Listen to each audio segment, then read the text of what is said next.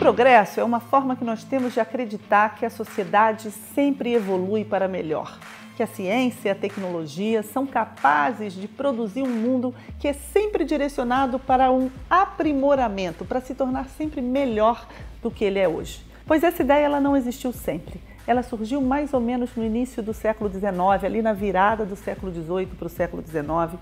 E o século XIX foi, sim, o século do progresso, em que se acreditava no conhecimento como passaporte para o progresso. E isso veio junto com uma série de mudanças econômicas e sociais, pois foi um momento também em que o vapor ditava os meios de transporte, ajudou a expandir esses meios de transporte, tanto navios quanto trens, etc. Então, você conseguia unificar o mundo no comércio internacional. E isso foi impulsionado também por essa ideologia de que a ciência e a tecnologia eram portadoras dessa evolução.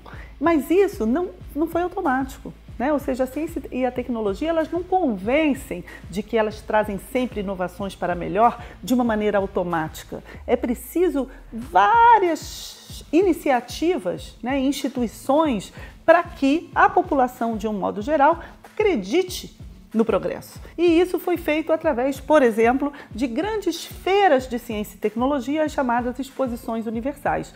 A primeira delas em 1851, na Inglaterra, que expunha todos esses artefatos, máquinas, locomotivas, telescópios e também a outra face do progresso, que não é nada nobre, que era a exposição de indivíduos considerados inferiores trazidos das colônias, como, por exemplo, 2 peles vermelhas que estavam lá expostos como se fossem coisas.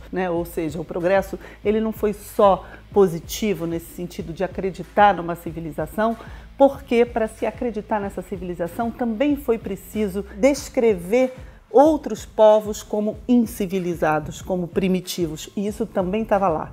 Também aparecia nessas exposições, eu conto bastante detalhadamente isso no meu livro. Mas então, com o comércio internacional, com o papel também preponderante da Inglaterra nessa época, surge uma instituição, que é uma das instituições científicas mais importantes do século XIX, que é o Observatório Astronômico. Não à toa a gente mede as horas até hoje a partir da hora zero do meridiano de Greenwich. Essa capacidade de medir o tempo de modo preciso e exato também fez com que se desenvolvessem várias outras tecnologias que são as chamadas tecnologias do observatório, como a meteorologia, o telégrafo, etc.